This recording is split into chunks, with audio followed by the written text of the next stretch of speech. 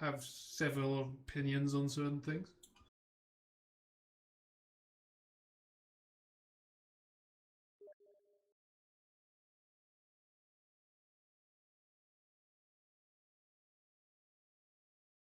In 13 minutes, my new video will be up on that location. X is on his way. Hurrah! Okay, cool. And I think we are live. So, hello, everybody, and welcome to the FPS+Z podcast. And yes, people are getting in slowly here. We're doing a live stream on a Saturday afternoon, but we're starting off strong with a good lineup here and adding to it as we go. So that is always a good thing. I'm Winners of the One. I've got Griff and Ignorance from Project Freefall here. Rhinox is coming. He will be here to talk about all sorts of things. And I believe Bug Spray from Project Z is going to be here to give us some updates on what's happening with that. So, and I'm curious about what they've got going on with Project Z. They said something about a name change, guys. Ooh. Oh, so getting out of the Project alpha name. stage. Yeah. The Scooty Jets, I believe, was what they'd been talking about. But I like it. yeah, I do too. Well, yeah, I think somebody brought that up as a joke, but it took on a life of its own. I do not know for sure that they will be calling the game Scooty Jets. That is just If they don't, I might have to make a game mode called Scooty Jets. I don't know what I'll do with it. I was always thinking they were gonna go with Shrek, but okay, fine. April Fool's Day's over, guys. Come on. Aw. Rhinox! Rhinox is here. Hello, sir. Hey, how you doing? Great. Yeah, so everybody want to go around and do the introductions. We'll start off with you, Rhinox, since you just got here. I am king. There's my introduction. All we need. I am a Tribes Ascend gamer, primarily. I know that will annoy some people who are kind of new to who are old vets of the series, but that's primarily where I came from, which Tribes Ascend. And I've used to do a website, but the website fell through. If you listen to like a podcast a while ago, I said I was doing a website. That's done now. So I'm just primarily like gaming and kind of trying to help communities build up and stuff, or was. I don't know what's going on with some of them now, but I'll talk about that later. You're not doing the website, but it was a good website. It was a good website. It also was like a lot of effort, and money was running out very quickly. So effort, always a problem. I know. And turning 30 like a couple of weeks ago has also been pretty momentous. So like all my bones are starting to ache and rattle. Yeah. Oh man, I don't know what my excuse is, them being older than you. But Griff, how are you tonight, sir? It is nighttime in Belgium, I take it. It is very night. Yes, it's about 10 o'clock here, so I'm almost off to bed really. So let's get going. But yeah, so hello, so Griff. I'm now writing for FPS+Z, so I'm still toying around with Project Freefall. I've actually started releasing some content for that because I'm hoping we could kick this thing into next gear in the next couple of months. So exciting things ahead. Yeah, speaking of websites, I really like that FPS Pulse, man. They've really been growing that site a lot since it first started, which wasn't long ago. Yeah, I mean, it kind of filled a nice hole there with a lot of Quake Live things. People are scared of going on ES Reality because it's not tribal war level, but they're getting there, and yeah, well, equal in some ways. And new stuff about all the arena shooters are not specific. Like I said, it's not competition with FPS+Z. It's FPS+Z. It's just less focused. It's more global, let's say. But we're going to do that here as well. And Ignorance, aka Sakayed from Project Freefall. How are you, sir? Doing good. Enjoying some weather. Not getting as much work done on Freefall as I'd like, but I'm still here. Yeah, it seems like a lot of the games right now are kind of in one of those. I don't know if it's just that time of year that people have so much going on. We seem to be in kind of one of those lulls, but where things aren't quite as going at a torrid pace. But things seem to be picking back up on the other hand, too. People are saying there's some volume issues. We'll get fixed just to crank us up here. And he's running the OBS on the other side, I'm assuming. Yeah, I've just listened to the stream. It's really quiet, so apologies. And Bug Spray is here. Hurrah! We can Hey! start over. Hey guys. All right, Oh, Bug Spray, how are you, man? From Project Z, aka Scooty Jets. We were asking if the name had officially been changed yet. You guys teased that a while back. Yeah, no, we have not officially announced the name yet. You'll probably see something soon about it though. Scooty Okay, Jets. so Scooty Jets. Sell You- T-shirts. I'll buy one. I want it to be Scooty Jets. We'll see what happens. Well, we assume you fought for that tooth and nail. You know it. How's it going? You guys started recording yet, or what?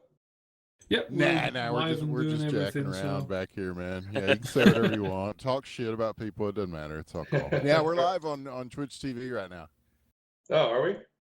Uh-huh. Yeah. Yeah, wave Oh, to the cool. people. Yeah, Hey, just for doing people. introductions. Hi, Mom. Yeah, so you probably won't know who we all are. So you can do your introduction, so at least we know who you are. Yeah, so my name's Bug Spray. I'm the CEO / project lead on Project Z. And our company name is Archetype Studios. You can check out what we're doing at archetypestudios.net or on our Twitter at is it twitter.com / archetype games or Facebook at / archetype games.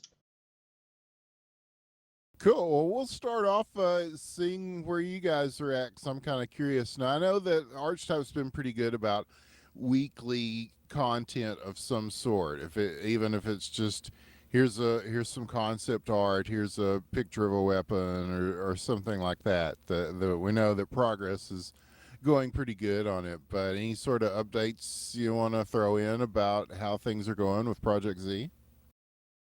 Well, so actually, we just announced this week on Twitter that we brought on 3 new people. I believe we brought on an artist, a guy in marketing, and a sound guy, a music guy. And he's awesome so far. But yeah, we're really excited to be bringing these people on. I think that brings our total team count to something like 17 now. Did you say Actually- 17? Yeah, we have a pretty Double sizable digits? team. And not everybody is like production related, but it's nice to have people who can, let's say, like think about marketing without having to take development hours away from other folks and that sort of thing. So that's good stuff. I mean, hey, games are hard. You need a lot of people to do them right. Yeah, that's true. Sometimes having those numbers shored up definitely helps. It can always. There's times even on the small project we're working on, where it's like it'd be nice to have another person here or there. But Yeah, 17, wow, that's pretty impressive. Yeah, and that makes what I do actually a pretty full-time job now. So if it was just a few people, I'm like, yeah, well, the project lead of a few people, it doesn't matter that much. But now we actually have a significant group of people. It's definitely needed. Yeah, other than that, just check out the latest weapons we threw up there over the last few weeks. The grenade launcher and the chain gun. What did you guys think of those? They're so cool. It looks pretty cool. I like They're the really, grenade really launcher. good. They're really, really awesome. Yeah, I think you got like a really, really good like learner doing these things. It's really, really enjoyable. I really enjoyed the animations for the sensor and the inventory station. I think they're really, really like bring character to the game. Is that like something that you're planning to like kind of invest on, like trying to go for that kind of interaction between like user and kind of like items in the game? Because that's something that hasn't been explored in any of the other like Tribes games or anything else really. Is like kind of that interaction. Yeah, definitely. Definitely this kind of stylization we're going for, and you probably notice it's very kind of Pixar-esque and kind of fun. And we're going to be walking the line between kind of like seriousness and playfulness. And so you'll see that. I mean, you already do see it in our animations, but then you look at the chain gun, it's like kind of a real beastly, kind of vicious-looking thing, right? And so you'll see kind of a mishmash of that kind of stuff. And we think we've got a pretty solid art style. The art guys in particular have been working busting their asses to try and perfect it. And so like it's hard to look at an image like that and see all the work that went into it, but I can tell you without a shadow of a doubt that a lot of work has been going into the stylization of the game. and I think we're reaping the dividends of that in some of the stuff we've been releasing. Yeah, I think so too. I like the look of things that you guys are doing. It's not, hyper realistic, but it's kind of unique in its own way. Yeah, definitely. It's actually it's one of the most commented on things that I've noticed, almost more so than gameplay at this point. Now that we've released a lot of gameplay videos or anything, I know it's a high demand thing, so we're aware of it. But yeah, like people love the art style so far, and as we reveal more of what things look like, we'll get some good feedback and hopefully some positive looks at it. Yeah, definitely shout out to Voice Spawn and all your crew over there that's doing art for it. I think it's going to be a lot of fun when it's done. God, you guys are almost as big as High Res Studios now. 17 people. I think they're a little bigger than that, but well, that you realize... segues here into I guess we should mention that some of the people that were very involved in Tribes Sin and High Res are now no longer with the company. High Res KP and High Res Kate have moved on to other endeavors, and so I think it's pretty safe to say that Tribes of Sin as we know it is probably a thing of the past. I mean, this is something we all kind of knew for a long time, especially people who had kept up with the community. But and in the AMA the other day with Bart, with High Res Bart, and several other things have kind of indicated that I think they are pretty much committed to their MOBA for the foreseeable future. Even Global Agenda 2 is kind of on the shelf right now. That's what I was told. Yeah, I don't know why anybody would have thoughts that they would be touching those other titles. They haven't made any actions that would dictate otherwise for years at this point. Well, people do, man. If you go to the subreddit for the game, there's somebody every day that says, "Hi guys, I'm new. I'm just getting into this game. What do I do?" And everybody just tells them, abandon hope, all ye who enter here. Please leave. That's what we say to everybody that There's comes not a please in there, seriously. Please. And those are the nice, helpful responses. Yeah, but there is still stuff going on. I mean, there's been these EU draft things. They're doing a New Bloods workshop, so there are people trying to inject some sort of life into it. But really, I think Tribes 1 probably has a bigger scene going on right now with their weekly games on Sundays. There's still some life on the publics, right? So that's the thing. I mean, people keep coming in and looking around and maybe looking for getting it because it's a game you really want to take more seriously after a while in the pubs, and then realize there's just no facility there. Because I kind of feel like I saw the New Bloods thing and I'm like, for a moment there I had a pang somewhere that I said I should get involved again, but it's yeah, no, I've still been idling in the mumble and everything, but it's nice to have the drafts, and I'm glad to, because let's face it, Project Z and Project Freefall will need that kind of base to still be there, still people to alpha test the game when it's getting there, because we need people who knew TA or at least Tribes to validate the gameplay, I think. But is that sad to say that I only see it on live support for that reason and not to ever see, a Grand Tribes game? That name is going to be stacked for a while because it's really stupid. We can never overstate that. That with the money coming into Smite, they could, do a revival. It should have happened 6 months or even a year ago, but they could give us the tools we need to do something with TA. The will is for a very large part gone already, so it's kind of a lost cause now. But they still control the entire Tribes IP, so nothing will happen with that IP. Yeah, well, and that comes from the top down. And sorry, Pretzel, you're just going to have to allow it because we got to put this thing to bed, okay? I know you're trying real hard in those subreddits to put it to bed, but let us do it. Let the professionals, let the big dog eat.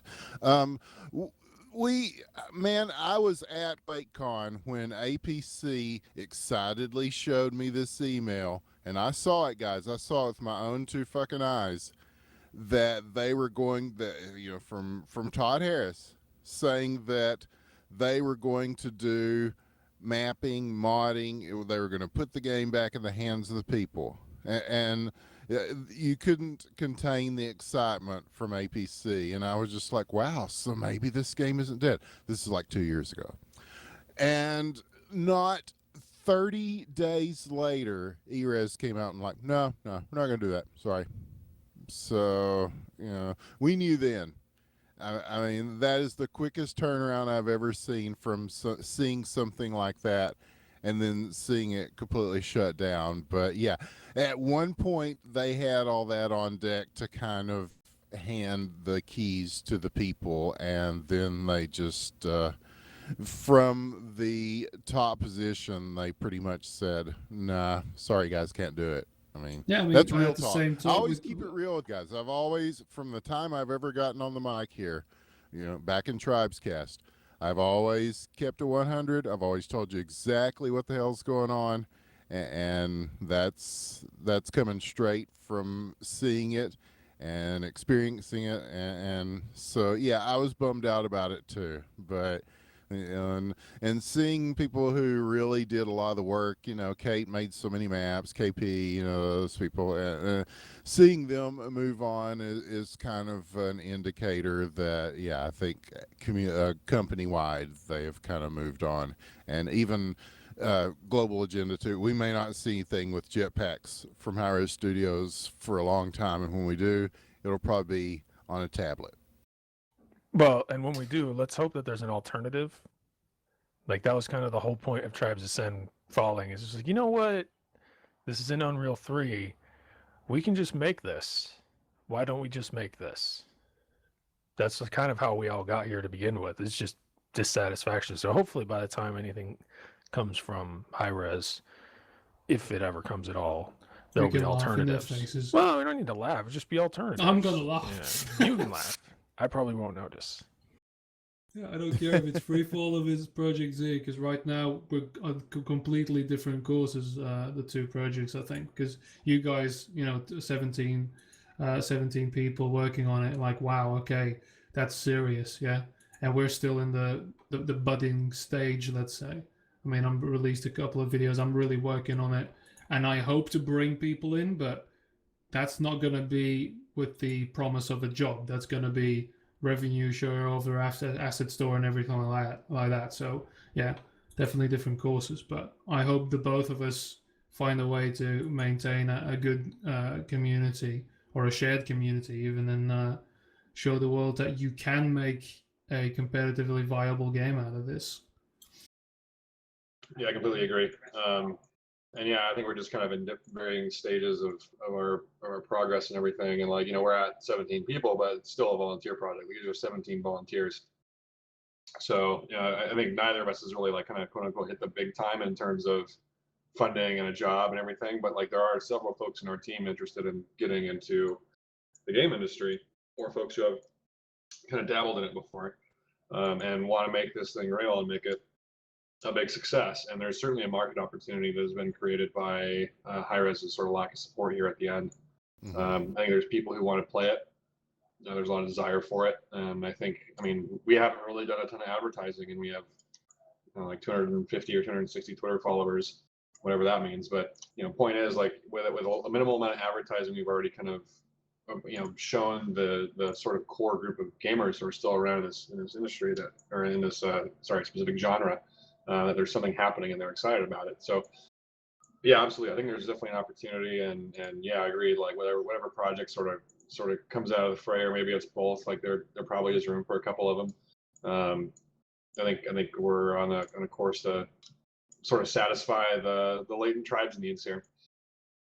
Yeah, I think the hype switch is a dangerous thing. I mean, that's why also I'm now putting out a couple of videos. One's uploading right now about terrains and stuff, just small things. Because once, let's say, you hit the proverbial front page of Reddit or something, then there's going to be a lot of hype, a lot of judgment, and then it's going to fade away. And if you haven't clung onto it and made your game something during that hype, then it's gone forever. Same thing happened to TA. It wasn't prepared for that kind of exposure, and never really got anywhere because of it. Yeah, I think that's a result of there's a limited window because there are so many games to choose from right now, and you kind of have to, you do have to hit that window. And the good thing about it is that I think that all these projects kind of have different aims of what they want to do as far as gameplay. So it's really good for the end user, especially because I think that Project Z / Scooty Jets and Project Free Fall, and even something like Arms of Telos, which even brings in almost a six-off Descent kind of thing to the mix. I think Right. all these things are trying to achieve different things. Oh, I didn't do an introduction of myself for the few of you. I don't know. I just assume, I've been doing this crap so long. I'm Winners with the One. I am the program director for the Independent Broadcast Network. I was the 2012 Tribescaster of the Year, voted on by the people.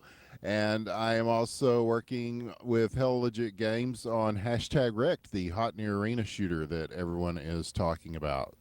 And we've got a lot going on with that too. We'll get to the arena shooter part of the show eventually, but yes, there's so much to talk about right now with these FPS+Z projects. I don't know, Rhinex, your thoughts? Well, I actually wanted to nip something in there. We were just talking about Of course you did. populations and hitting certain windows and exposure. We had the discussion before, and I think it's important because not many other devs probably even discussed the idea of thinking of the low population. How do you survive initially? What's your long-term view? Because when you Ascend is a really good example of looking as like, we're just going to go for a high population game. If it doesn't work, we're ditching it. And that's Ascend. There's a lot of games that do that. They come up, and then as soon as the money dries up, they are gone. Whereas if you look at older games, like games Tribes 1, Tribes 2, and things like that, people are still playing them. And the devs, when you develop a game, you can do that without much effort, but you have to put in at least that much effort. Yeah. My thoughts. You want to hear my thoughts on this? Your Absolutely. Exactly Is that your why I'm thoughts. here? I can tell you what my thoughts Uh-huh. are. Talking So you is can usually required on a pontificate. podcast. We're interested, Pontificate my man. thoughts Yes. to you. Right.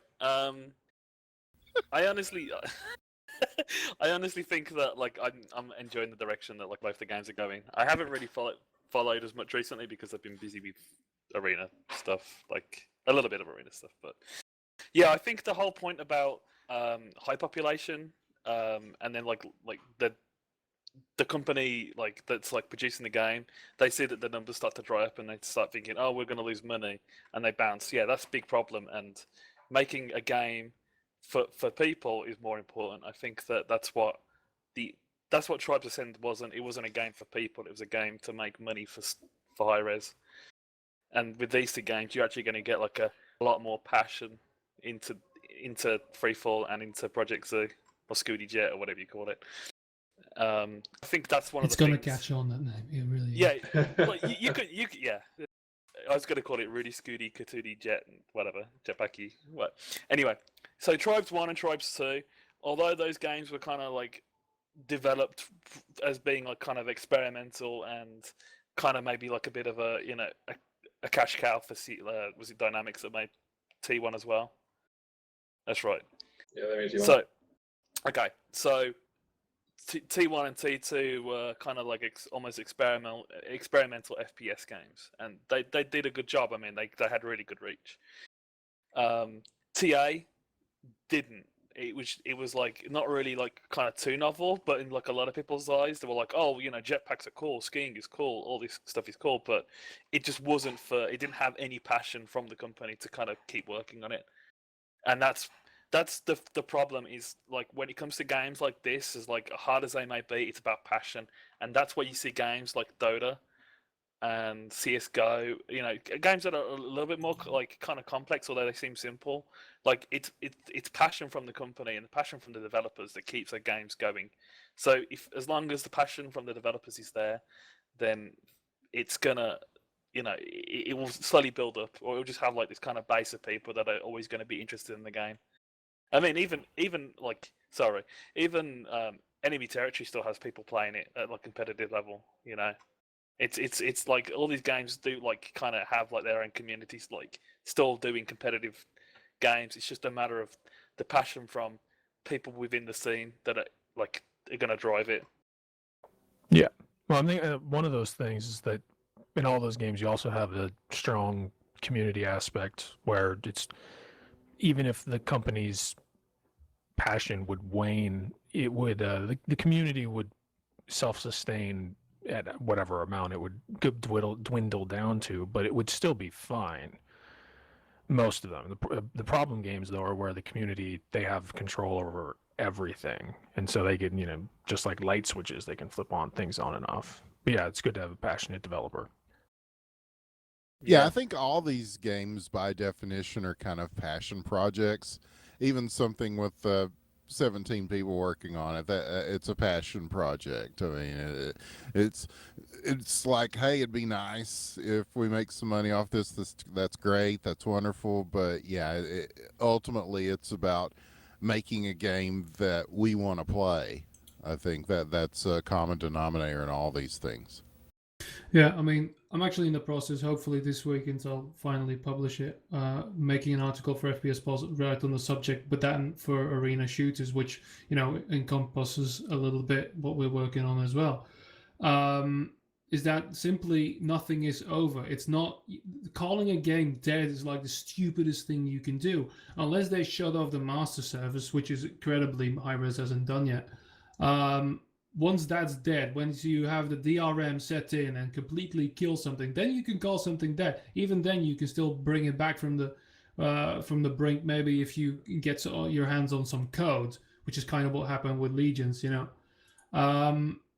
yeah, it's never gone, and you can still keep these games are still here. They're still good. I mean, Quake World still being played, Tribes 1 still being played. There's still people working on it.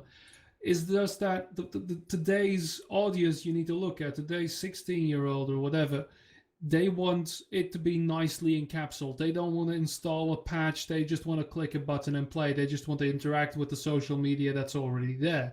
And that's something that for a lot of old games, you need to maybe grab them and slap them a little and say, listen, kid, this is how we did it. This is how we fucking play ball. And if you teach them that a little bit, if they're interested enough to actually get good at the game and not just chase achievements, which is a very important part for a lot of people, that you can have things to unlock and shit. Otherwise, they won't even play the game. It's a completely different mindset from the one you want to cultivate. And no, we're not going after the numbers of CSGO or League of Legends, because those are the new mainstream games. Those people 15 years ago, they were playing basketball outside or something, they weren't playing games. We still need the nerds of today that are in their rooms playing and getting better at a game because they want to compete. Those kind of people are still out there, but they're now being mixed into League of Legends and Counter-Strike and really don't realize there's something more out there. And that's something that we need to do. But is that jousting at windmills a little bit to expect people to kind of go back to the old style of play? I don't know. We may have covered this somewhat, but yeah, we have. I mean, it's not chasing people windmills. expect these things now. They expect, it's we hear this a lot. Well, if you don't have matchmaking, then I don't care about your game. If you don't have throw people in an achievements. IRC and it's done. Here's something though. It's worth pointing out: the huge numbers that everybody claims from games that we think around the 90s, like late 90s time, those numbers weren't actually that big. No. When you compare them to what games are bringing in now. And the games were very different. So the audience, it's one thing you might say, well, back then you have a massive game. Today, that same massive game, let's say it had the same number of people, it wouldn't break probably top 5 in the current games being played just because of raw population numbers. But that doesn't really mean anything. It's having a target audience. You just got to stick with your guns. If you have a target audience and then you're let down with the amount of people that show up, then that's just what's going to happen. That's why I've been saying everybody should be focusing on a small group, because it's a foolish endeavor to think that the core gaming group makes up anything other than a small fraction of, if we were to look at Twitch gaming and such like that, it's not the same. There's a lot of new people. I think the other thing to think about is, and this is kind of a weird way to put it, but like, what do the developers owe the people supporting them? And I think that to some degree, the developers owe the people dedicating their time and money to the game, a way for them to retain value in it. And part of that for a multiplayer game is making sure that there are people still playing it. And so all this stuff about like social media and that kind of thing, like that's definitely one approach, and you'll appeal to a core group of folks doing that. But if you don't have a way to, like we talked about earlier, kind of capitalize on whatever kind of marketing or advertisement you get from the press or from media, and also have a funnel of users in, so that your funnel of users out is less, or at least sustains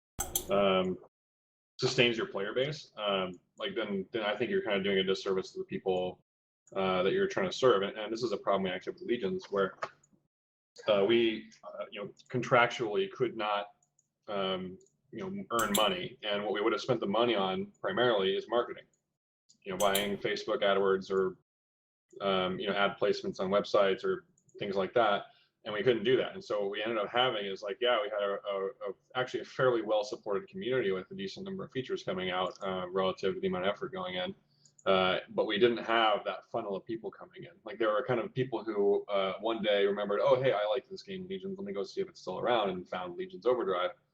But they weren't coming in from any sort of articles from like Kotaku, or they weren't coming in from Facebook. Like, there just weren't enough people coming in to sustain the community. So like that's a really important thing I think we need to think about. That it'd be nice to kind of have this pure holistic approach to where we say, hey, we can't do all these kind of silly marketing things and these features and things that people kind of want, but like it's almost like a necessary thing. And I think technology, the supporting tools and technology have gotten to the point where we can actually do it fairly easily. I mean, Steam has support for all this kind of stuff, right? So if you get your app on Steam, then you have the ability to do matchmaking, you have the ability to do like free-to-play games, you have the ability to do like achievement tracking and item collection and that sort of thing. So I think it's becoming easier. I think we do need to think about it. Obviously, you don't want to go implement those features without any design thought into it, but in a way, it's sort of a necessary evil in a lot of ways at this point. I think there's a lot of truth to that, man. And Board Dan in chat is saying, yeah, the problem is there's so much competition nowadays that good gameplay is just not enough. And I think that he's right, and that kind of speaks to what Ignorance is saying about the market. Although the percentages of what's a big game may be the same, but the actual player base size has changed dramatically. So you have to do something to stand out, and if that involves kind of pimping through social media, I don't know what the balance is. That's well, I really wonder if you do have to really stand out. I mean, it's at what point are you fine with a population number? It's a good thought to have. It's because it's great. It's great to have the thought of like, wow, wouldn't it be nice if we could have infinite growth or something along those lines? It's an interesting idea, but it's not actually achievable. So at what numbers can you be pretty satisfied? Where you go, well, we could get more people and that would be awesome, but what we have right now, I'm very satisfied. That number has to exist. Otherwise, it's like you're operating like cancer and you are never satisfied. That's my major point. Is just like it's not Dota and League, for instance, are going to have more players than probably any first-person shooter. Probably. Yeah, certainly more than FPS+Z, yeah. And as a result, if you're going to make a first-person shooter, probably would be smart to not get diluted, at least initially, into thinking that you're going to even come close to Dota and League population numbers. It's just thoughts like that, but then you dwindle it down further. It's like, what populations would we be satisfied with? It's like Quake Live, for instance. Back when Quake Live had around 8,000 people unique per week, that was good enough for the population to pick up games anytime, anywhere, no matter what.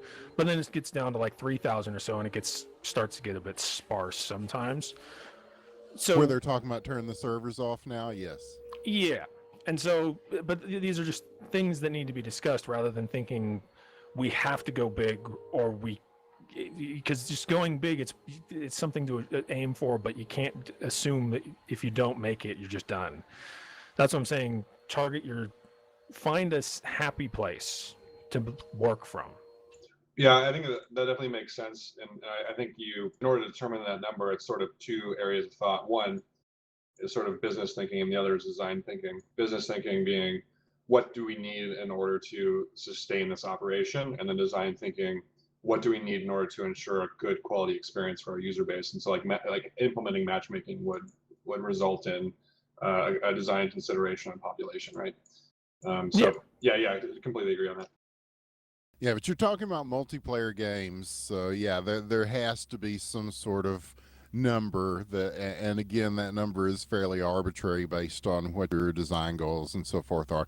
I mean, people at id Software have told me that Quake Live is a money loser right now, and that's kind of scary. And then you look at things, I mean, it's easy to be a purist and say, well, if you make a good game, people will play it, but that is just not so. That is just not so.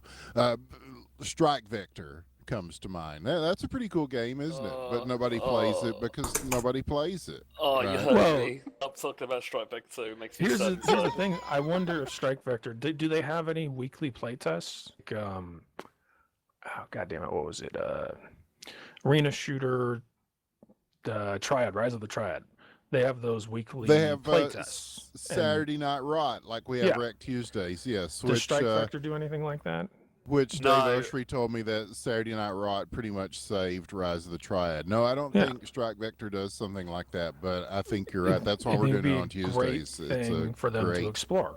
Hilariously, one game that do the weekly playtest kind of style thing is Drunken Robot Pornography. They have like I think it's like every Friday they have like a playtest kind of thing where you fight like this kind of robot that someone's made, like for that particular day, and everyone tries to get the high scores on it, and they just like kind of rush it, and it works, like I guess to some degree. Like the That people who sounds are awesome. like they the weekly advertise challenges. it. Yeah. They advertised it extensively. They made a really funny video for it, and they also made like menu options that went into after you finish the game. Primarily, it would like talk about this particular thing. It'd be like, oh, there's this event happening on like Friday, Battle Royale Monday, whatever. I can't remember what it was, but it was like one of those things that got inspired you to go and try it. And I think I tried it once, and it was quite kind of entertaining. And it is, you can kind of play like previous weeks as well, just to see what they were like. But you can kind of like they always update the content with something new. And another game that did that was Left 4 Dead. Left 4 Dead had like the mutator thing week as well, so it kind of inspired people to play. As long as you kind of bring like a bit of content every week, it inspires like people who are kind of big fans of the game to just keep trying stuff out. As long as you keep adding those kind of mutators, people will come basically. Variety is the spice of life. Yes.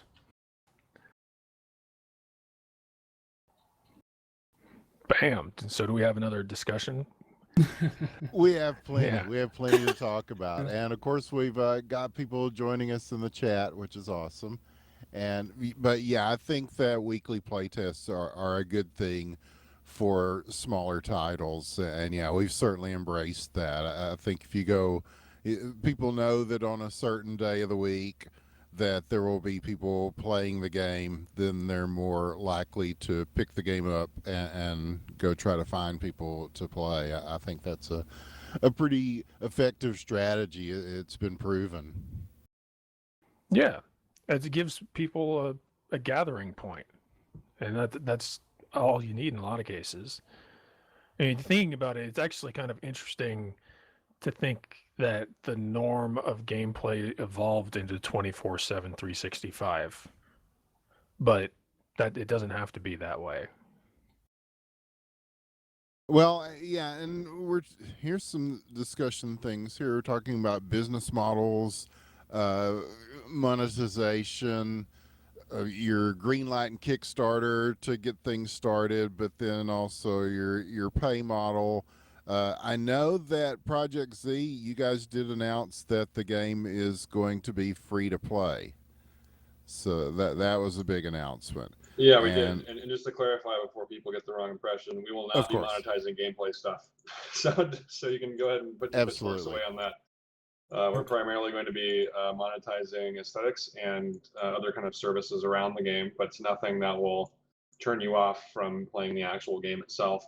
If there is any sort of progression model, it will likely be around like a tutorial and not necessarily like trying to keep you from doing things or getting special stats or anything. And by the way, we aren't necessarily doing stats either. I'm just making that clear because a lot of the free to plays will like let you get better stats as you kind of level up or better numbers or whatever. And I just wanted to make that very clear that like it's going to be aesthetic and service oriented stuff. I think that's the only real way to do it. Really, is the Path Hats. of Exile way.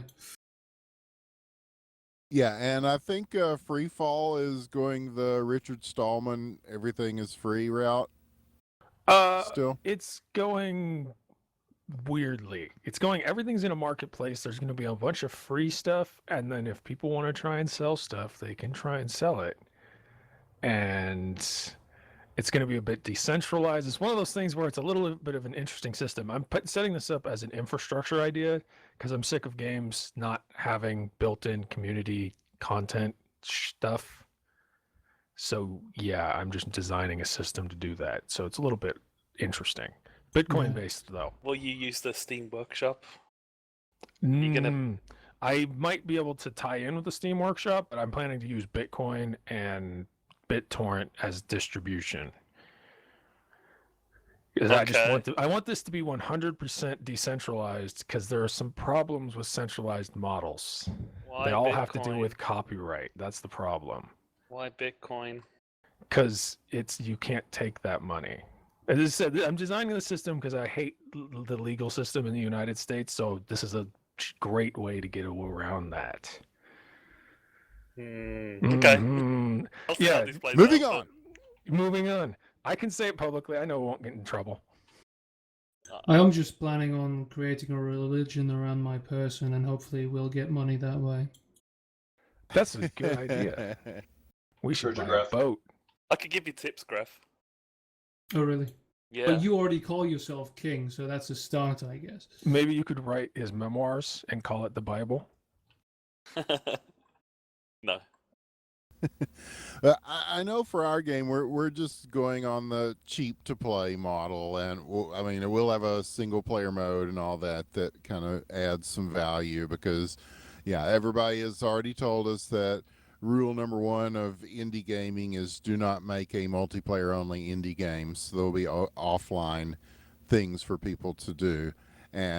But people seem to be having pretty good success with that, especially in the arena shooter kind of thing where you've got games like Reflex and Toxic. And I wanted to talk about Toxic a little bit because I know Rhinex has had some contact with some of the guys over there. I picked this game up. It's pretty good. Yeah, Toxic's great. For those who don't know what Toxic is first, I will just be brief. Imagine Quake and Unreal Tournament had a baby, and that baby kind of looked like Halo. A really, really ugly baby. Halo baby. But it's a good baby. It's a nice baby, and we like this baby. The two arena maps they've got going for them right now are really, really... They're pretty well designed. There's a few kind of issues with like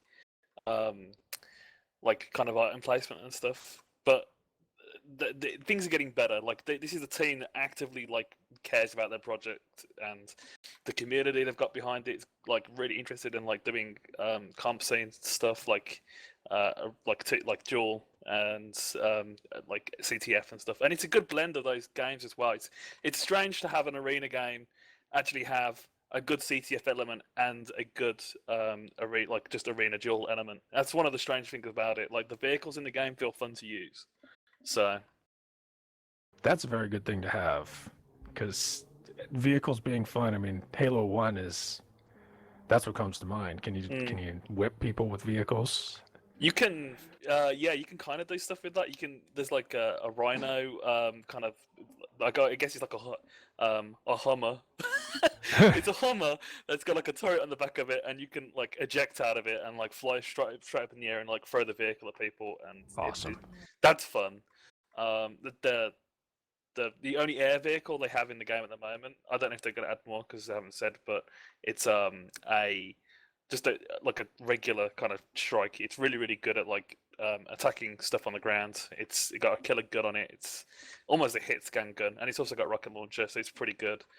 And you get a bike automatically. I don't know if you played Unreal like free, Unreal Tournament free. You get like the skateboard or whatever. Sweet. They have like a bike that you can kind of drive around on, and it's like really good for capping. Like the capping on the game, it feels very almost Tribes like. You have to be precise. It's not like you have to ski everywhere, but like the fastest routes are like something you've got to learn, and it helps your team out a lot. I thought you said Amish tribes for a second. Amish Tribes. Tribes. Amish Tribes would be amazing. Like the buggies, you're driving around. Anyway. Yeah, and there's like one other vehicle that I don't really care about. It's like a kind of like a floaty hovercraft vehicle. It's not really that great. Yeah, most of the vehicles kind of look like the Unreal 2004 ones. So, because that's why the Hummer is a Hummer, because it's kind of like the one they had in 2004. Yeah, I think one of the things that like people are saying, oh, this game's like Unreal, like why rip off Unreal Tournament when there's like Unreal Tournament 4 coming out? The game was designed before Unreal Tournament 4 was announced. They wanted to make like an Unreal kind of tournament game, but with their kind of own spin on it. And yeah, I thought so too on the surface, man. But then when I started playing it, the feel is a lot different than. I mean, it's got some of the mechanics, but it seems to be kind of its own thing, and especially compared to something like Unreal 4, where they have a very specific kind of thing that they're going for, which people either love or hate. It's Unreal, and I like Toxic Unreal. seems to be. I do too. Yeah, I've been Well, playing the a other lot thing of about Unreal as Unreal well. is if you want to try and make money off of something, Unreal's not that. So you got to make your own thing. Yeah, okay. I wanted to ask you about that, man, because you're kind of alluding to this in your when we were talking earlier. The Unreal Marketplace, which now that Unreal 4 as an engine is free to everybody, which is a wonderful thing. I think that really opens the gates up to so many great things. Are you guys are kind of looking at doing things more through the marketplace as far as assets and parts of the game and people making content? Definitely. Asset stores it's mainly just asset stores. The Unreal one for sure, but I don't see any reason to not hook up to the Steam workshop at some point. It's mainly just going through a protocol once you're on Steam. But I'm also want to integrate Bitcoin and such. It's just have an alternative to centralized asset stores. They're great until they're not great, and then they're just a brick wall. But it's very cool that it's free, and I think it's gonna be a good thing. I'm hoping that modders, for instance, something that could happen is rather than making a game standalone, if like for Freefall, for instance, I'm really trying to license it in such a way that if you ran a modded server, you would be keeping any funds you made. Maybe there'd be a small license fee on the project or something like that. But the point is just to make it to where people can make their game variant without having to make their own game. I think that having small things, going back to the idea of weekly gameplay, I'm a fan of going and playing something random with a bunch of people, as much as I am a fan of just picking up one game and having that be the only game that I play for like 2 years or whatever.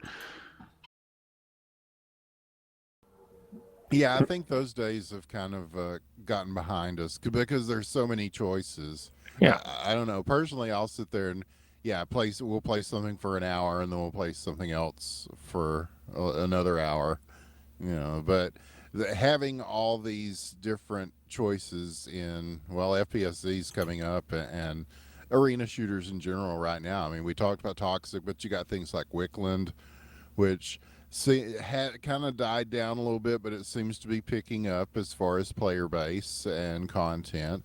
And then you've got things like Reflex, which have been supported a lot by the community, and that's pushing them along quite a bit, I think. And Yeah. there's quite a few other things that are in the works that I think add to that as well. It's a big tent, and there's lots of room for people to do different things, and attract some of the eyeballs that we're talking about from this, yes, the larger player pool that we're dealing with now. Yeah, Reflex is really getting off now because it's sort of getting some people from Quake, and it's even got a dedicated website to it. Aside from FPS+Z, there's actually like a dedicated Reflex website now. They're doing a lot of casts. There's been a couple of tournaments. Actually, because today there's also like a newbie tournament, the Reflex Garbage Cup. It's called. I've Oh, yeah, the casted Garbage it a Cup. couple of times. Yes, I've seen some of the Garbage Cup. It's quite entertaining.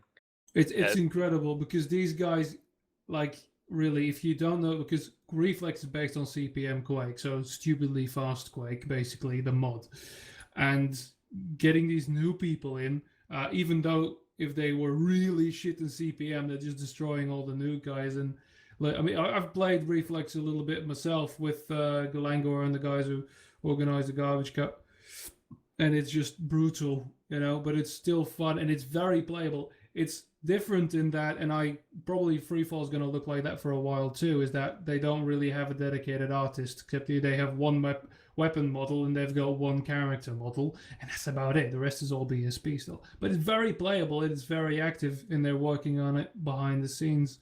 Wickland, again, I made an article about that the devs thank me for. That somebody made an article for their game, and they're slowly gaining an audience, a very dedicated group of people playing it, because it's also, again, very brutal, very punchable, but But it's still need a awesome. lot of articles to stay alive. Wickland's a really interesting game. Like, I saw it for the first time about a week ago, maybe 2 weeks ago, and that game is definitely doing something different from other games for sure. Definitely, I implore everybody go out there and like look for a video. Maybe someone throw a link in the channel of one of the show me what let's play Wickland or whatever. Like, just show people what goes on in that game, because the way that the weapons, or the it's not even weapons in that game, how those work is genuinely very interesting and genuinely like something that hasn't been done before, at least as far as I'm aware, in an FPS game, especially like a dual FPS game. Like yeah. that. I mean, I'll link it in the chat. Maybe Fix, you can link it in the Twitch, because I'm not on the stream right now. But it's a game you need to have explained to you first before you start, because you won't understand anything, and that's a big threshold to have for a game. But once you understand kind of the idea behind it, then it's all golden, and you start to understand it. It's much more complex. Well, I guess more deep. Let's say the mechanic is simple enough once you get your head around it, but it can be very deep. The timings are incredibly important, and because that's why I titled the article "Arena Prestige," because you really need to be at home with arena shooters before you sort of get into it. And it can, if it catches on and it gets a good group of people playing, it's going to give us in a couple of years' time some amazing games to watch. It's going to be a great spectator sport, I'm sure. Yeah, I think the Yeah. styling of that game as Yeah, well it is looks a bit like it. unusual. Like, the styling of that game itself is unusual to like the sci-fi, like over the top technical achievement kind of stuff. Like, it's just like medieval as fuck. Like, that's really what it's about. It's like really like kind of like old Quake, like really old Quake. It's like- Gothic. yeah, Gothic. That's it. Duh. Yeah, Heretic. Yeah. Yeah. Well, and I know that, see, this is a good topic too, because this is something that keeps coming up in other games. I know that it's good to have people from the community, and this is the way it's always been done, is things like Griff's article there that's linked in the chat, about how to, your basic tutorial stuff. How important is a tutorial to learning a game nowadays? I mean, a lot of people, they expect you to have some sort of in-game tutorial. I've seen the outcry on Steam this week, for example, Elite Dangerous, which is a very complex game. It's a space sim, I mean, of course it is. But people are complaining in the reviews that there's no in-game tutorial. I do not know what to do in this game. I do not know how to type in Elite Dangerous tutorial on YouTube and figure it out. Why does this not hold my hand? Is that something that, kind of like what we were talking about before, about how we're in a different era, that having a tutorial is very important? I've even seen people No. ask for that in Reflex as well. Literally, all I can think of right now are Nintendo games and people raging on couches. This has existed forever. Idiots that don't search stuff, yeah, it would be handy for devs to just put in game tutorial and then just have it link and open the browser with whatever your game name is plus tutorial. Like Hi-Rez did. Yeah, like, yeah. I don't know, just feel like it. That can be pretty straightforward if somebody's not satisfied with that. I mean, it can be cool to have an in-game tutorial, but honestly, if you don't have one and people are expecting it, there'll be YouTube ones. And if they're not willing to watch those, then I guess you're losing out on somebody that was a hard customer to get anyways. What about Project Z? Will there be a tutorial in Project Z? It's unclear whether on release we'll have a gameplay, like an in-game tutorial, or if it'll just be a video. Probably, given the way that game projects works, we'll try to buy some time back and say, hey, let's do a video tutorial. So probably expect at least a video tutorial from us. I think it makes a ton of sense to show people what you envision your gameplay to be before they play it. And so part of that is through good marketing, and the other part's probably through showing them what it's like when they jump in. If people jump into your game and they don't like it because they're running around and getting destroyed by people flying through the air, like at the very least you should show them, like, hey, you're supposed to be playing this way. That's not them hacking. Like, we figured out, right? Because I mean, some people just aren't inclined to pick things up quickly, and they don't really like read a lot. But I mean, they may still be a good player, and they may be someone who you want. They can still be a valuable member of your community. So I think it's hand holding, but I wouldn't necessarily call him an idiot. I just want them to watch my video. One thing I would like to add is, aside from tutorials, I do think for a lot of games they can do more on having assists. I think anybody play Bubble Bobble or Bust a Move or Worms Armageddon? Sure. Essentially, you could turn on visualizers that would show where your projectile was going to go or where it was going to go, whatever. And it was very useful in those games. Similar things can be made for jetpack games, anything with air control and such. I think those definitely should be put in. They're extremely cheap to do implementation wise and how useful they are. And depending on what it is, like some stuff you may not want to use in general gameplay, but some of the stuff you can conceivably, there'd be no reason to not allow somebody to have an assist turned on. Like for instance, an error control assist that like all it does is it just gives them a little bit of feedback that tells how strong they're currently using error control or something. But something like that seems pretty neutral, whereas maybe like a lead, something that would lead on players to show where you're aiming or something, then that might be a bit more controversial to have in general gameplay. We have, I'll go ahead and throw this out here. Our current plan, always subject to change, is having the tutorial stuff done through a visual novel. I like it. Right? Like Frank Miller? Well, you may be familiar with the VN type of games that are coming out, largely Japanese, your Steins Gate and stuff like that. You know what I'm saying? Hatoful Boyfriend or whatever it is? Yes, like Hatoful Boyfriend, exactly. Pigeon dating simulator. Like you could take the route that tells you, okay, press W to go forward, or then you could have your more advanced, route that talks about the movement stuff that is going to be, depending on whatever level of tutorial you want, you can try those different, and where you will have all of that kind of spelled out for you in an entertaining form that's quick and easy that you can just go through.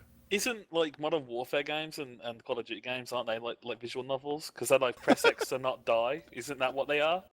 Are they the same thing? Yeah, essentially, yes. Where the whole thing's on rails and stuff, but yes. Press F to pay risks. Yes, to pay respect. That's correct. My favorite meme in a while. It's like Should those sell little- that. Put that on T-shirts. Sell it right outside front of like E3 or something, where they're gonna Yeah. show some footage. Very on point. Oh God. Oh, but here's another good one, topic-wise: spectating tools. How and their importance. Now, as somebody who does casting, I think that spectating tools are extremely important. And we've had rudimentary versions of spec mode in #Rect in every build we've had, even the earliest alphas. I think in order to get a competitive scene going, I think in order to have to capture the streaming audience, I think it's an imperative. I think you have to have some sort of good spec tools, and I'm sure that most of you guys they're in here. You're working on projects that use the Unreal Engine, and so it makes it a little easier to do that. Your thoughts? Well, if you're working in Unreal 4, demos are now they're in the engine. Yes, that Um, too. Demos so- are Well, I big. mean, the thing about demos is that as soon as you have demos, you can pretty much implement specking. You don't have to do anything. You can just have a time delayed demo if you really want to have specking, and you could have a web player spec using a demo or something like that. If you're working in Unreal 4, the point being, it's not a big deal to have spectating features. Unlike Unreal 3, which was a little bit. I mean, it had some support, but it was a pain in the ass. Yeah, why do you need spec tools? But go ask Titanfall why you need spec tools. Go ask MechWarrior Online why you need spec tools. Go ask Evolve, who had to back down and say, okay, yeah, we'll put a spec tool, but only one. You can only have one spectator, but it's in there. I was gonna make a joke. What killed Titanfall? The lack of spectators tools absolutely annihilated the game. Like, Yeah. like I remember Warwitch and Vicky trying to shout out to Warwitch, by the way, trying to do a cast of that game, and they literally had to stand in the highest point on the middle of the map and look around where action was happening. So they were taking up a man. slot. And it was just like the called it stupidest Anderson thing. Cooper mode. Yeah, That's where they're just awesome. like, That's actually okay, the I'm best. standing here and I'm watching this guy going by and he's going for the flag. Okay, over to you, Freaky. Okay, back to you, Warwitch. Yes. Dude, how has that not been done before in all of the games? That sounds great. Yeah, have Do an that. embedded reporter actually live on the scene, like, all right, there's bullets flying across me now. This is really getting heated. Yeah, Yeah, Yeah, this except is when they needed. get killed inadvertently in battles, yeah, and stuff. But yeah, it was hilarious. That's the funny thing about that. Do you get like extra points for killing like the casters or what? Like, is that the part of the game? Are they part of the game now? Or do you get like That a would be, special yeah. bonus? You've got, so basically you've Killing. got three teams. You've got the players, the two teams, and then you've got the spectator team. Right? So inadvertently, the casters have to be good at the game because they're actually participating in a role. I'm guessing.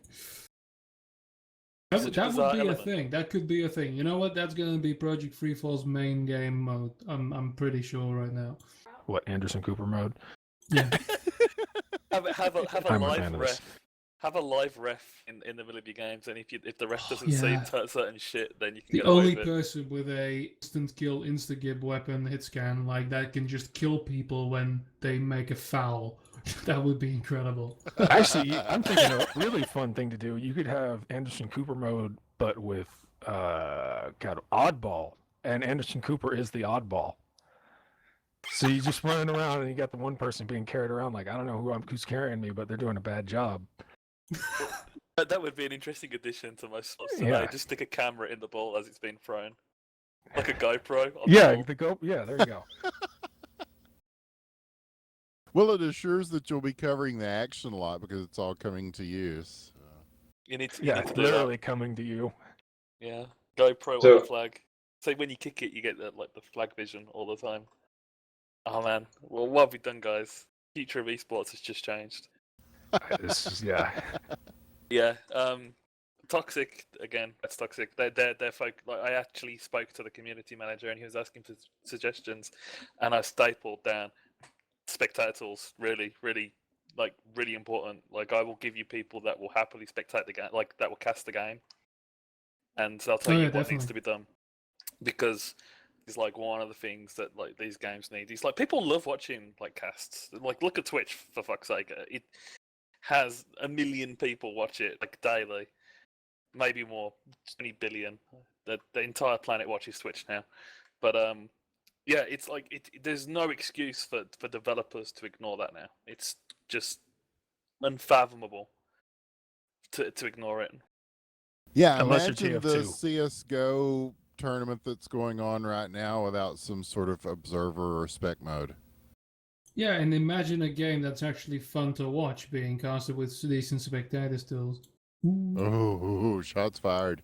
Yeah. Op shots fired.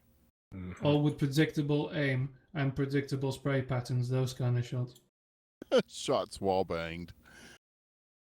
Oh God. Okay. Well, I'm looking at this list of games here on our topics, and one that we have not talked about, and admittedly I have not tried out, but I've been interested in giving a look to, is Terminal Overload. Have you seen this? It's kind of a Tron-esque sort of thing with tribes-like movement. Yeah, I've seen it. I don't know what terminal overload is. Explain. Well, I'm hardly the person. That Watch was the video. Yeah, I was like, he actually gave a pretty good description. Think Tribes meets Tron light cycle racing. Oh wait, I think I have seen this. Yeah, you probably have. There's been some multiple dev videos, and they're very intriguing to watch. Yeah, I think it's quite cool. Is the Tron look just like more like an excuse for lazy like artists? Is that I don't know. I mean, visually, they're working with it. all right?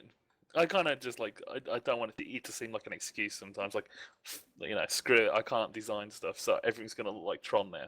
We're going Well, I mean, it could retro, be, yes. but it's This is to hitting a some bit close to home for me. Huh? No, it's just for free fall right now. We need artists, help us, please. Well, Yeah, I mean, no, kind of. This is a good example of why shaders are so valuable. Is that artists? It's good to need content. At the same time, it's good to also not need content, and that's where shaders can come in. Yeah. Yeah, in Unreal 4 you can do so much with lighting and shaders that we're looking more at, minimalist stuff as an aesthetic choice. And considering the fact that a lot of your pro-type players, the first thing they do is turn off all that stuff. I mean, when Rafa was playing #Wrecked, he's just, what's all this smoke? This is too much smoke. I need the smoke off. And so you get a lot of that, and so different demands from different Just Rafa segments. problems. Yeah, that they want something a little bit more starked out. Your guys that play Quake Live, or I remember when we used to play Return to Castle Wolfenstein, and I remember spending so much on this at the time, badass rigs, so that I could immediately turn everything down to where it looked like an Atari, so that you could, everybody sticks out like a sore thumb, and there's just these blank walls and stuff. So, and it seems to be working well for a game like Reflex too, where it's not really about how pretty it looks.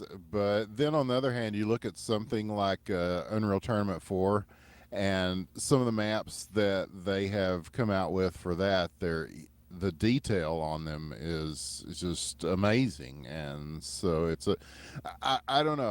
I think it's, in some cases it's good, and in some cases, it may not be, but I like having the different aesthetic choices personally. I did actually make a post on my Facebook to my friends a long time ago saying, what is the point of having all these cool graphics in multiplayer video games if I'm just going to turn them all down anyway? So Frag videos. Oh, and speaking of, somebody wants to talk about Dirty Bomb. Have you guys played this yet? what a transition. Everyone goes on I about have the Tried tried to Minecraft get Dirty a Bomb. mode. key, but haven't yet. Yeah, Minecraft mode on Dirty Bomb, everyone uses it because frames. I played Dirty Bomb. It's pretty good, but I absolutely hate the free to play element. Yeah, I was afraid of that. I don't know why they did, but Well, It I don't is- know. it's People want to push Nexon. it. People I mean, want it's to the cast same guys it. that do So. like combat arms and stuff, right? So I mean, It's like Blink. It's like Brink and Enemy Territory, from what I understand. Like, I haven't really played Yes. that much Enemy Territory, but Brink. I played Quake Wars, and that was kind of similar. That's like a large scale, like Enemy Territory. Yep. It's exactly like those two games, and it's more compact and personal. The combat. It's really fun, and it's really, really like just good to screw around on. Is it competitively viable though? You think? I think so. I'm You- watching some you want me- gameplay, definitely. You want me to absolutely be brutal about this? No, it's Yeah. not Go ahead. because of the pay to win element. Like the fact that you have all these cards that like are attributed to each of your characters is the most utterly frustrating thing I've ever seen, because you have to invest a crap. I don't even know how much money you need to like invest in getting all these cases unlocked. But you open cases, you get these cards. It taunts you about never giving you a gold, like which is like the highest one. Instead, gives you the lowest one pretty much 99% of the time. You craft those together using more of your credit, and then eventually you'll have something that might be worth like using. And then most of the classes have like 3 weapons, like 3 primaries and 2 secondaries, and you're never going to get the best combination. So no, it's to me, if they remove that and just made it a bit more like the guns a bit more balanced, and like gave you actual like loadouts you can mess around with, great. But Is there a way absolutely, to play without cards? Possible to just play bone stock? you could probably play bone stock, but I don't know if it would like work. Like I maybe, was just wondering Well, if you still comp got to mode unlock could all the be... characters that you buy for yeah. $6 to $10, I think it is. Yeah, I flinched a little bit when I saw that payment model, but again, this may be one of those things where the expectations of the gaming community at large outweigh the purists. I don't know, because for all of us that go, oh God, really? And you got to open cases and there's loadout card things and stuff. Somebody must like this shit, y'all, because every game seems to have it now. Fucking accountants like this shit. That's who. Yeah, We all know. if I just like get all these like lead and I use all these credits, I will get a gold. But it won't But be at the the gold same I want. time, is this a free-to-play game? Yeah. Like it's so. My question with the characters is like buying the characters for a few bucks. Although you could call a game free to play, I could see that as a great way. Just going, yeah, it's free to play for people who want to play for free. But if you're actually someone who's going to spend $50 on a game, yeah, you could just buy the characters. But it sounds like it's a very overly monetized game. Yeah, it's suffering. It's gonna suffer the tropes of like death. I think everyone's gonna like realize, like this is what you want, like on your characters, and then you buy all that shit, and then it's just gonna get boring. What's Yeah, up with man. all the so bodies frustrating. crawling after they die? Huh? The bodies. I've watched You a pick couple them of up games. off the floor. Oh, okay. Like you have to spend about 5 seconds unless you're a medic. Yeah, because so Like, somebody to can pick people revive you Ah. unless they gib you or stab you and make you non-revivable. That's a mechanic that's been since RTCW and Enemy Yeah. Territory. So yeah, that's a lot of this is an iterative process that they've tried to do with this stopwatch objective mode. That's goes back over a decade. So it's sort of expounding upon that. But yeah, it does have some issues. I think it is in a beta right now, and I'm hoping that they work some of those things out. Certainly, they've learned some lessons from Brink, and I think that those lessons, good or bad, carry over.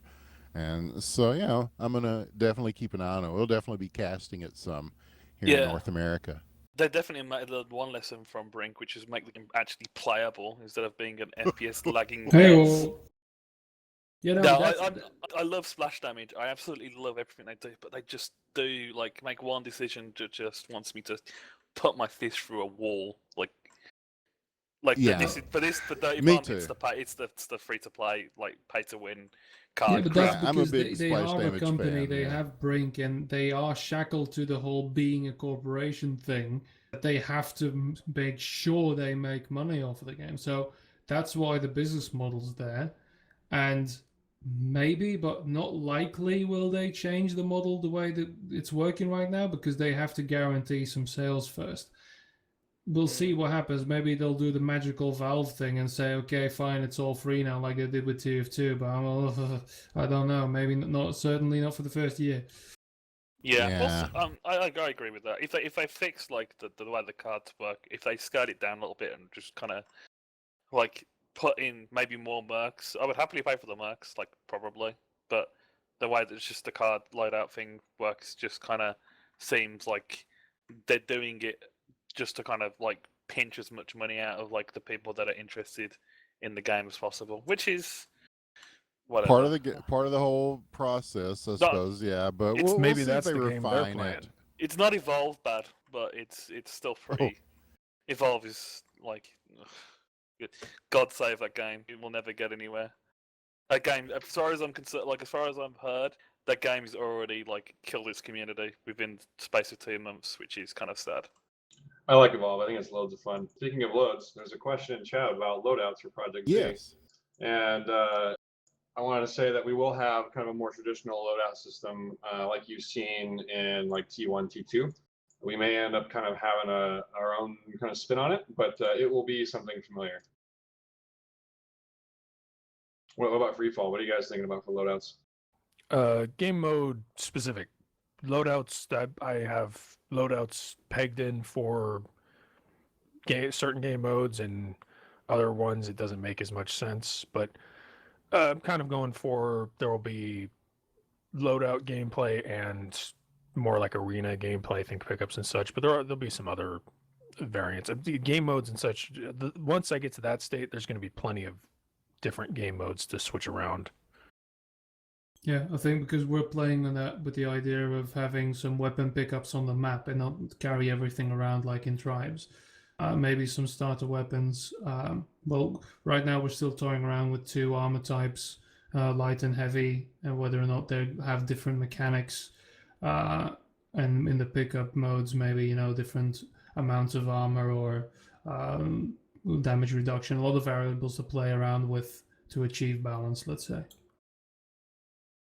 Yeah, we haven't really pegged into the balance area as much yet, just because trying to get everything online has been such a focus.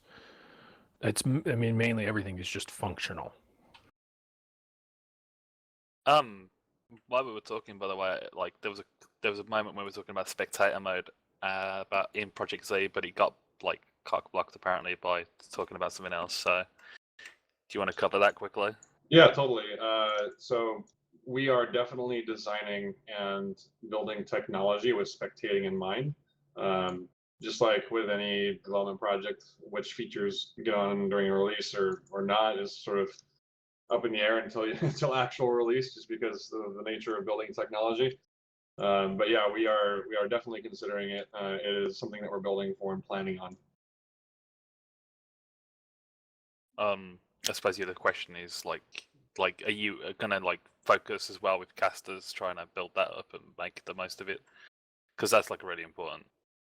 Yeah, definitely. I mean, Freaky lives like 30 minutes from me, and I got to meet Dodge Pong at PAX a couple times. So yeah, those kind of guys have definitely been making their voices heard in regards to spectator mode, and I'm a huge fan of it personally. And I know that the team is a huge fan of being able to cover these sorts of games and spectate and that sort of thing. So the implementation of that is still the thing up in the air, but I know on some level we'll have some sort of spectating. Well, I have another question then. How interested would you be in third-party spectator tools? Because for Unreal, for instance, for the Unreal Engine, from Unreal 3, there was a long-running project that was specifically a Unreal 3 spectating tools suite. That was kind of a project made by, I think it was only a couple of people, but they're currently porting over to Unreal 4.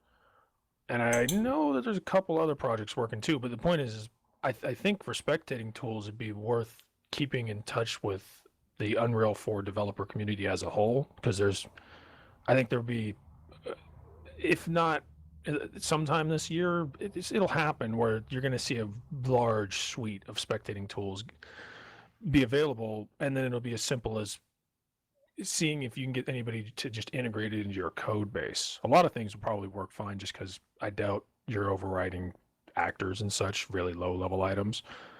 So I think for Unreal 4 games, there's a good chance that they'll be the best spectator featured games around if everybody takes advantage of them. About time. Yeah, and I'm looking forward to casting a game that Mabel made.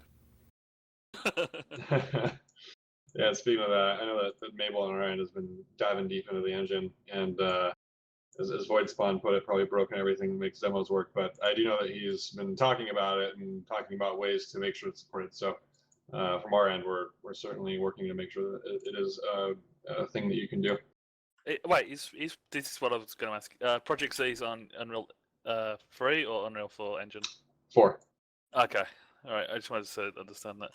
That's cool. Yeah, I think we would probably choose Unity over Unreal 3, is my guess. Good Unity. Ugh. That thing kind of like being torn apart by hackers. I suppose like a question is like for both Project Z and Project Freefall, how is working with the Unreal Engine 4?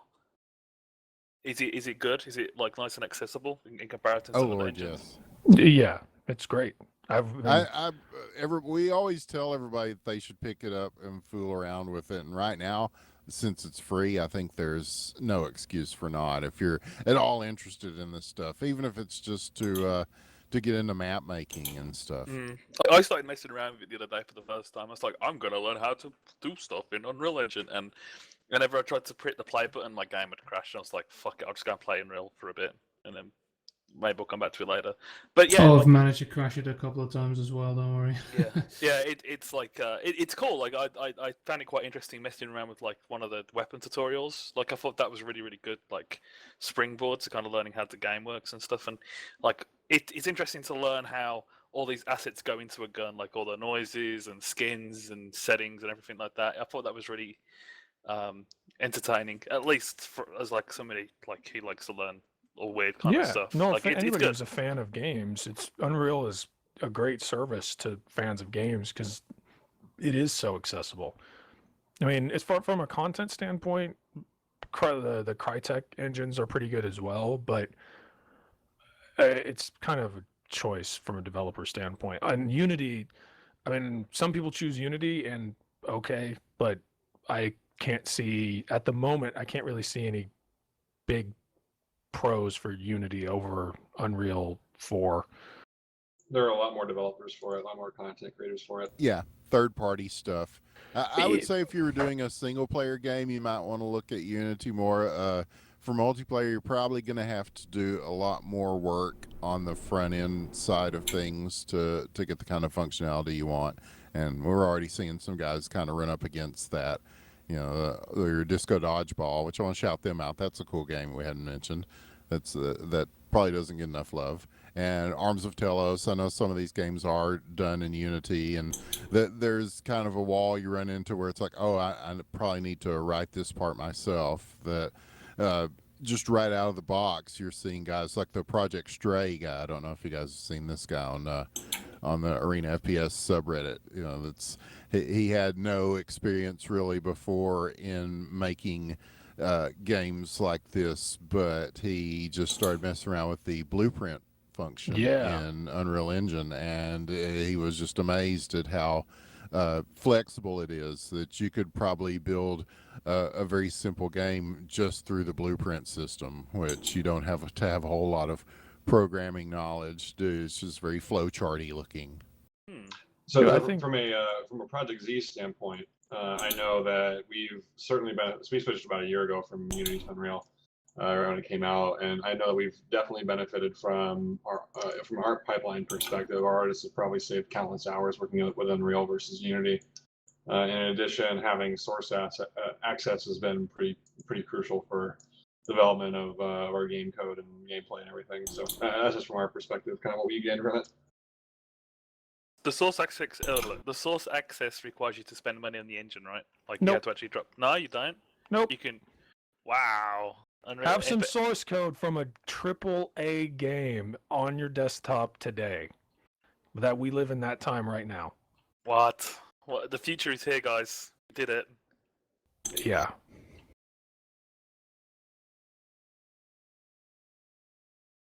And on that note, do we have anything else? Yeah, everyone's Yeah, just in awe. Any final thoughts before we go? We'll give everybody a chance to do shout outs and so forth. Griff, we'll start with you. Oh, so many things. So yeah, I just uploaded a video detailing yet another of my maps. I'll link it in the chat in a minute, and then it'll be. So yeah, look forward to some developments for Project Freefall in terms of maps from me, and hopefully some articles on FPS Pulse as well soon. All right. Well, I'll pick up from that. Also, Freefall code-wise, I'm going to be this next week. I actually will have time to code, but I'm going to first be putting all of the code base on GitHub. So anybody that's been interested in maybe loading up Freefall, well, now that Unreal 4 is free, you could use GitHub to edit things a bit easier, I guess. Otherwise, I will be trying to get the master servers working, like the screenshots I've shown. As I said, they work in my network, but I'm having troubles getting them to work through the internet. So, yay. Interesting.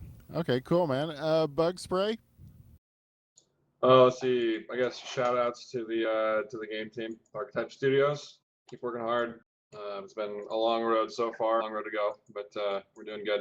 And then for everybody else, keep paying attention to the Twitter and the Facebook page, and keep watching these podcasts. Absolutely. And Ryan X? Shout outs to Xantha. I spent like the last 2-3 weeks with him setting up his Twitch channel. So whenever he's streaming, go and check his channel out. He's playing some Dirty Farm and Tribes, and he's also playing Pillars of Eternity, which I know you guys are busy, but go and play the game. It's fantastic. I love it. And actually, I was going to ask a very quick question. Have any of you guys thought about streaming coding? I know that this is like one of those new things that people like to show off. Like they'll stream like in Twitch, them coding and like. I've done it before. Oh yeah. Streaming coding would be odd, but I've done streaming for balancing and such. It makes a lot of sense then because that's where you get to iterate over a lot of ideas very quickly. Whereas just doing raw coding, it would really be somebody watching my notepad screen for like 5 hours. Yeah. But for actual balance testing and such, it's a great thing to do. You hit compile, test something, hit compile again, test something else. You know, it goes really quickly, and it actually can be quite interesting for people. You get feedback for things, be like, oh, you know, you could use that for something else, but it's sort of an odd space, isn't it? I was talking to a Monster Cat artist, 7 Minutes Dead, about this, you know, like doing the music stuff. It feels like making music on a stream is in itself a kind of performance. So you tend to, you know, not really focus on the things that are boring because you're trying to entertain people. So it's kind of a weird, you know, headspace to be in as far as, but I don't know. I may be streaming more stuff like that, or you may get me streaming Hyperdimension Neptunia Rebirth, which is also what I'm playing these days. So I'm definitely streaming my map making. I didn't do the terrain building because it's a lot of waiting in the terrain generator. But if I'm working on indoor mapping and stuff, and then I'm definitely, because I did it a couple of times already on Twitch. I'm featured on FPS+ if that plugin goes live again. But yeah, I'll definitely be doing that. Someone described the whole streaming, like your coding and mapping and artistry, like as like an episode of Cops. Like you go through like the source code, you find all these problems. And yeah, I was thinking dancing about architecture, but yes, Cops is a good analogy indeed.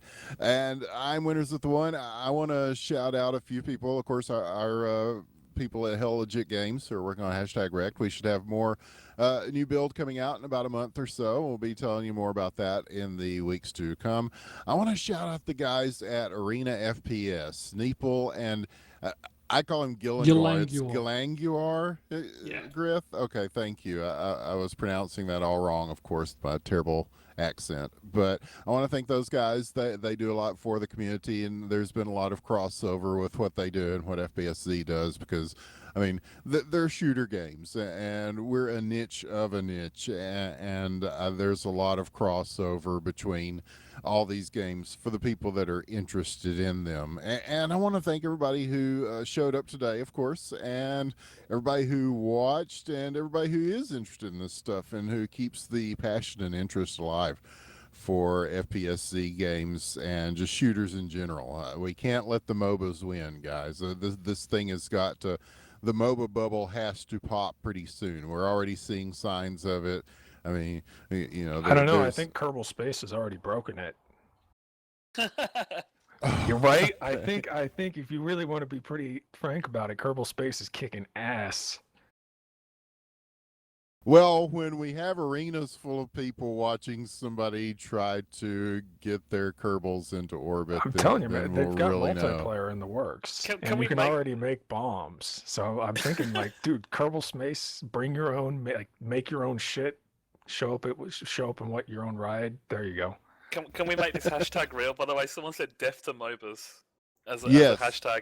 We need everybody on Twitch that's like watching this right now to like go onto Twitter and say "fuck MOBA" and "death to MOBAs." MOBAs are the devil was the one I yeah, always use. that's awesome. Like I It like started here, folks. You were there. I'm uploading I that like video MOBAs. What's of wrong with me at MOBAs? QuakeCon on the official Razer Gaming channel in front of thousands of people ranting about how MOBAs are the devil and they need to put their hands up to the screen and repent. I will Yeah. put that up for our mutual amusement later on. But yeah, I think we're about to the end of the show. So again, thanks everybody who hung out today and hung out in the chat and helped steer the discussion around with some good topics and questions.